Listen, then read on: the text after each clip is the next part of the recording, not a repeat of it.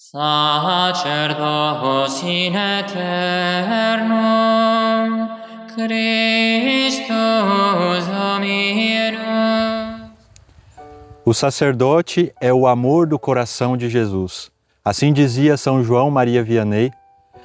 E com esta frase queremos hoje adentrar mais na essência do que é o sacerdote. Queremos agradecer a Deus pelo dom do sacerdócio na igreja. E agradecer ao nosso querido Sr. Padre Tiago Varanda, que está aqui conosco para essa conversa. Seja bem-vindo, Padre. Muito obrigado pelo convite. E antes de falar do sacerdócio, queremos falar do sacerdote que está aqui conosco. Então, Sr. Padre, queremos conhecer um pouquinho da sua história, da sua vocação, aquilo que Deus realizou em ti através desse chamado. Sim.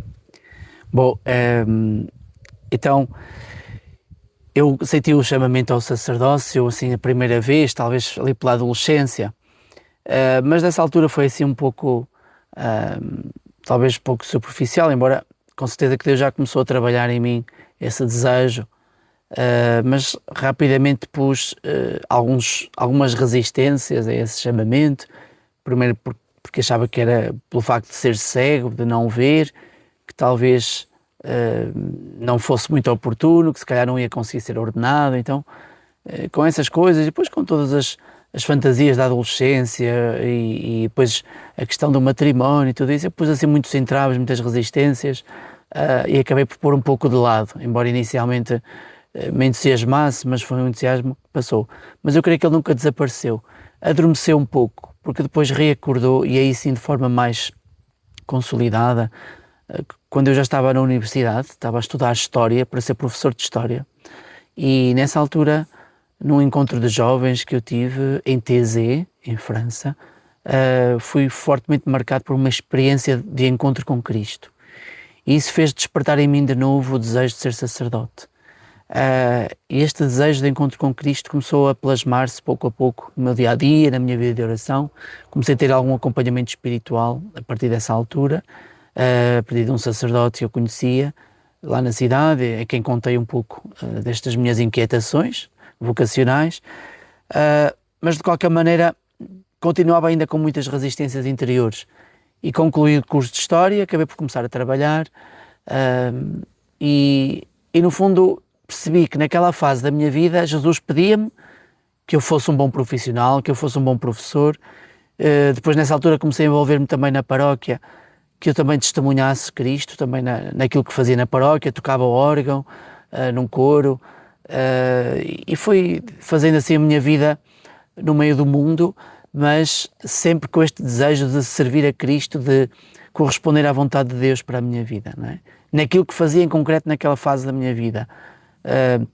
Na altura até praticava um desporto também, fui desportista há algum tempo, joguei o campeonato nacional daquele desporto, que era um desporto adaptado a pessoas cegas, que era o goalball. Olha.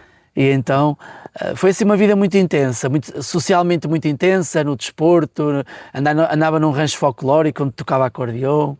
Então foi uma vida muito bonita também, de jovem, que dou graças a Deus também por ter tido esta oportunidade de viver a minha vida no meio do mundo de uma forma muito sã, muito alegre, no desporto, na música, no coro da igreja, na universidade. Na altura depois já trabalhava como professor também. Conheci muita gente e foi uma oportunidade muito bonita também de dar testemunho de Cristo no meio do mundo. Mas esta inquietação de ser sacerdote não me largava. Eu sentia que Jesus me pedia mais alguma coisa, mas eu ainda não tinha coragem de corresponder, não é? A certa altura,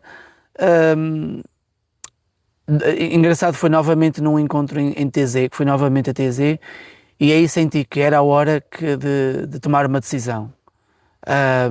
Mas eu sentia que não tinha coragem, e lembro-me que chorei lágrimas nessa altura, porque sentia que o Senhor me chamava, mas que ao mesmo tempo eu não tinha coragem de lhe corresponder.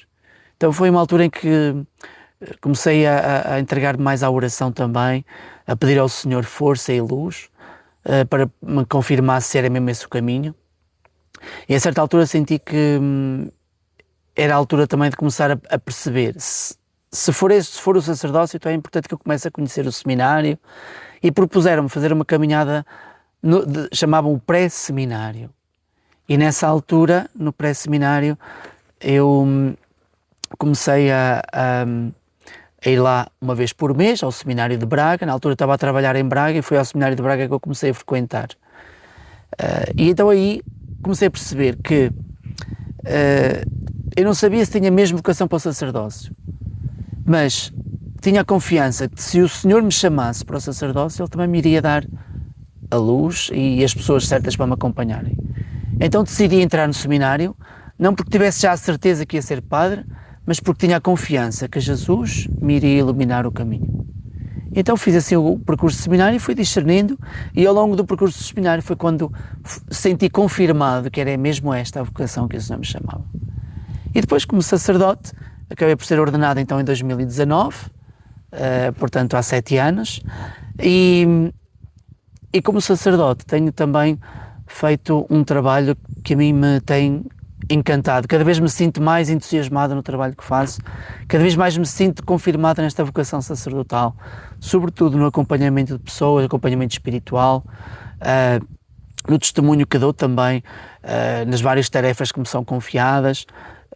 Acompanho também a pastoral da deficiência na Arquidiocese de Braga e também aí toco Jesus crucificado e ressuscitado, na alegria de tantas pessoas que, apesar da sua deficiência e de tantas dificuldades na vida, são capazes de testemunhar uma fé cheia de alegria e de amor a Deus e ao próximo.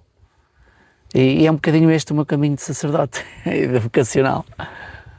Isso me faz lembrar, Sr. Padre, aquilo que São João Paulo II escreveu quando ele mesmo completou 50 anos de sacerdócio. Dom e mistério. Hoje um sim. livrinho, né? Sim, sei. Mas essas duas palavras que parecem também definir o caminho, o percurso da sua vida. Um dom de Deus e um mistério. Um mistério para si mesmo, imagino, mas também para aqueles que acompanham esse grande mistério de Deus através do sacerdócio. E olhando para esse dom, temos mais um dom aqui ao nosso lado. Sim.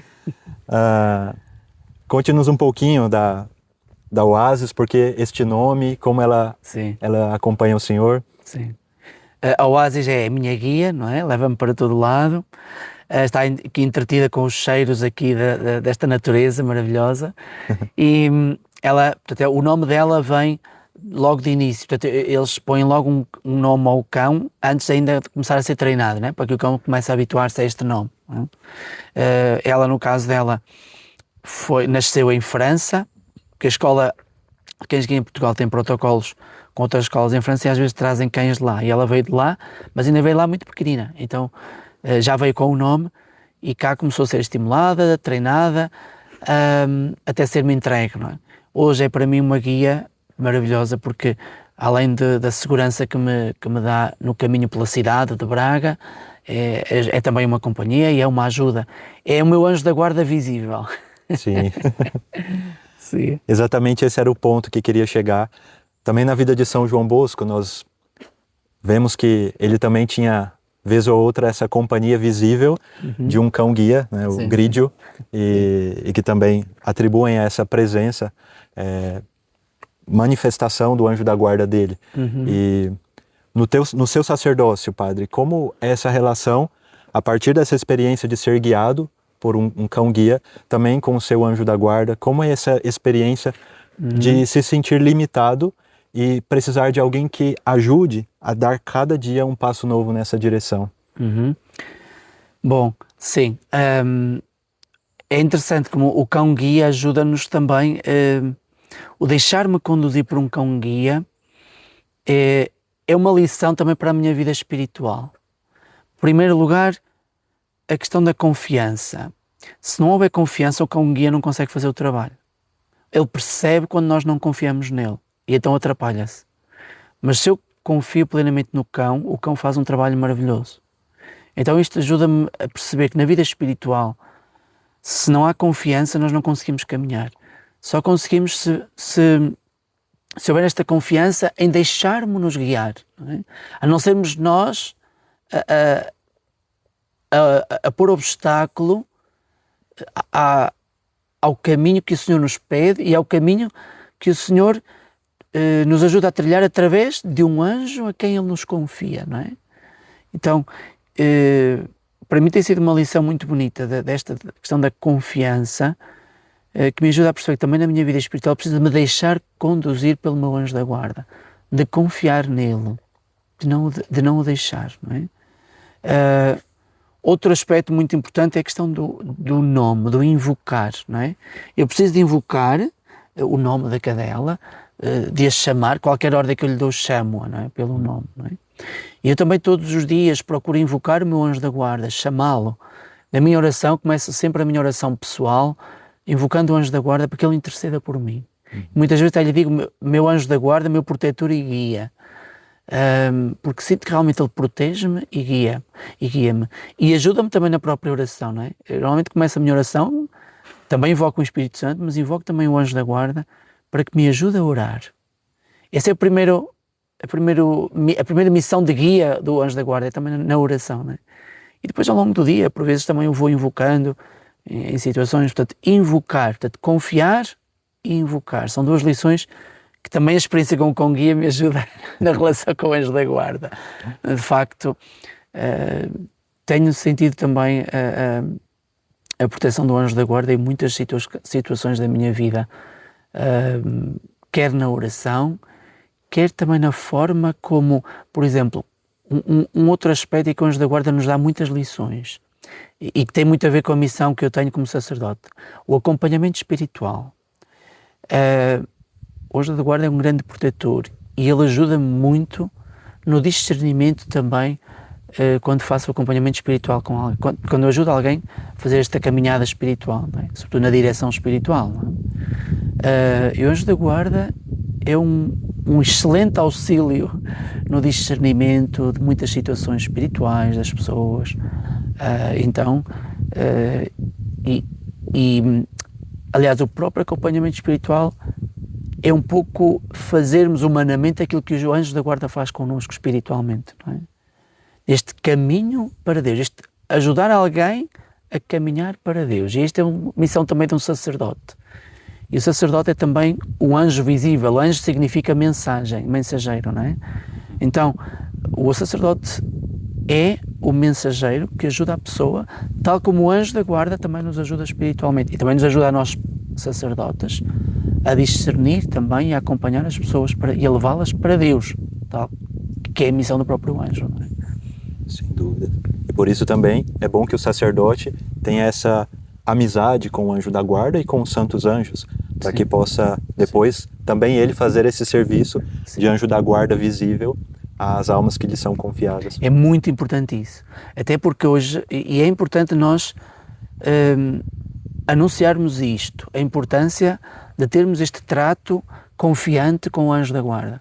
Hoje vivemos numa cultura muito racionalista, mesmo às vezes até a própria teologia é muito racionalista, sobretudo aqui na Europa, somos muito racionalistas. E às vezes falar do anjo, às vezes soa estranho para muitas pessoas. Porque nos habituamos, mesmo ao nível das verdades da fé, habituamos-nos muito a compreender a fé de uma perspectiva muito racionalista. E nós precisamos de deixar que o anjo da guarda também nos ajude a viver esta dimensão afetiva da fé, esta dimensão pessoal também da fé, e reconhecermos que somos família de Deus. E a família de Deus é composta não só pelos santos, mas também pelos anjos. Não é? E, portanto, o anjo da guarda ajuda-nos a tomar consciência de que temos um irmão na criação que nos acompanha e que nos acompanha até em Deus. Não é? E a não ficarmos só pela dimensão racionalista da nossa vida espiritual, mas também deixar-nos tocar pela dimensão afetiva da vida da fé, em que os anjos nos ajudam muito também nesta dimensão. E com os anjos nós também vamos aprendendo a ter um olhar de misericórdia para as limitações também daqueles que estão à nossa volta.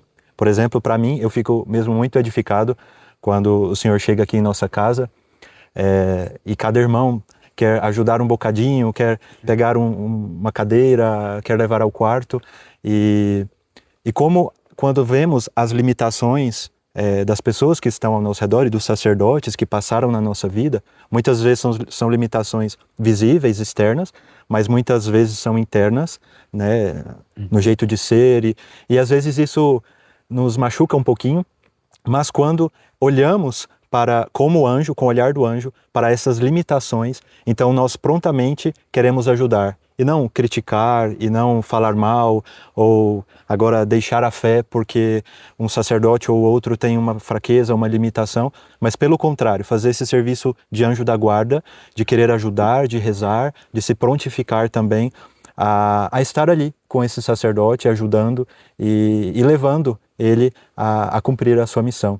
Então eu realmente fico edificado e sou muito grato pela amizade que o senhor tem conosco. Sim. Aqui no mosteiro. Sim. E... Sim, o anjo da guarda, é verdade, e isso também eu experimento quando vos visito, quando às vezes passo aqui um dia convosco, e isso nota-se, né, a delicadeza até com que vocês tratam também as pessoas, e eu próprio também me inspiro a mim, não é, a ter esta delicadeza para com as pessoas que me são confiadas no ministério sacerdotal, não é? E sinto que realmente isto também é muito a ação do anjo, do nosso anjo da guarda, não é? Aliás, acredito até que nós sacerdotes, não é, que temos, além do nosso anjo da guarda que todos recebemos, não é? Temos também um anjo, não é? Digamos um arcanjo ministerial, não é? Que nos ajuda no nosso ministério sacerdotal também acredito nisso, não é? Porque é um ministério sobre-humano, não é? Sobrenatural, não é? E por isso, além do anjo da guarda comum que todos temos, acredito que nós sacerdotes temos também mais algum que nos ajuda no ministério, no exercício do ministério, e é muito eficaz para a nossa relação com as pessoas, a forma como nós as atendemos, a forma misericordiosa como as acolhemos. E esse anjo da guarda, os anjos que estão auxiliando o sacerdote, sempre vai levá-lo à oração, não é mesmo, Padre? Sim. A oração é fundamental. O anjo da guarda ajuda-nos também a ter esta vida de oração. E eu procuro sempre, todos os meses, às vezes nem sempre consigo, mas ter algum dia de silêncio, pelo menos de um ritmo mais desacelerado, de desacelerar o ritmo, em que possa ter, mesmo que até tenha alguma coisa para fazer, que seja assim, algum trabalho mais de secretária, mais de preparar meditações, preparar homilias, ou estudar, ou ler. Então, um dia mais para parar, para ler, para estudar, para meditar, e também para rezar, para orar. Não é? E muitas vezes é aqui até que venho ter esse dia, e que muito agradeço também à comunidade de me permitir passar um dia aqui para esse momento de silêncio, de oração, ao ritmo da comunidade, até de convívio, na amizade também que tenho convosco, que me alivia também deste stress.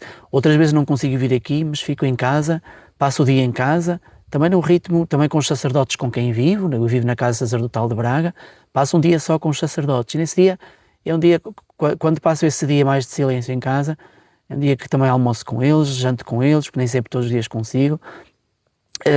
No meu momento mais pessoal, leio, rezo, visito aqueles sacerdotes que estão mais doentes, também na Casa Sacerdotal temos alguns sacerdotes mais doentes, é o dia que eu procuro também visitá-los.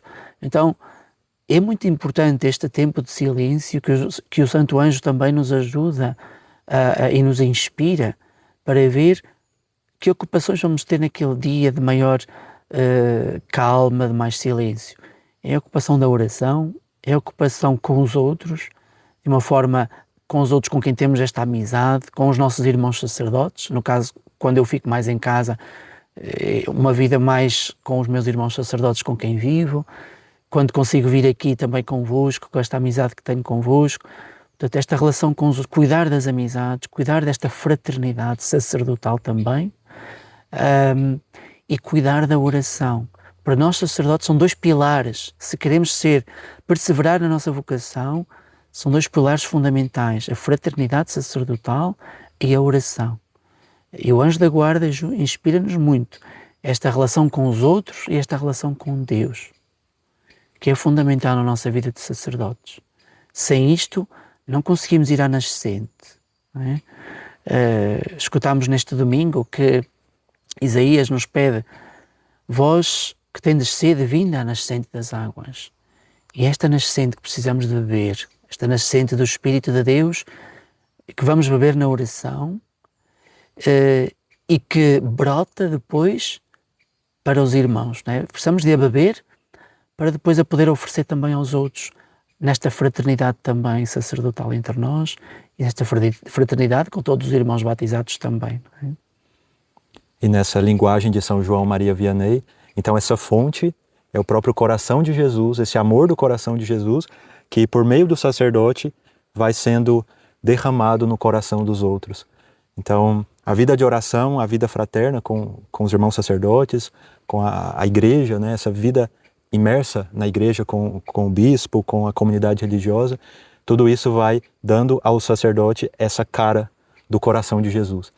Então, nós queremos convidar cada um que nos acompanhou até aqui nessa entrevista para rezar pelos sacerdotes, pelo pároco, pelos sacerdotes que passaram na tua vida, os sacramentos, batismo, eucaristia, matrimônio, e sobretudo neste dia pedir ao Senhor a graça que sejam santos sacerdotes para a glória de Deus, para a salvação das almas. Também já peço de antemão as orações pelo nosso querido Sr. Padre Tiago Varanda. Muito obrigado. E a quem já agradeço imensamente por ter aceitado partilhar um pouquinho da vida conosco. Eu é que agradeço este desafio que também me lançaram, que é com toda a alegria que estou aqui também para partilhar também este dom que não é meu, né? Este dom, como há bocado falava, do dom e mistério do Papa João Paulo II.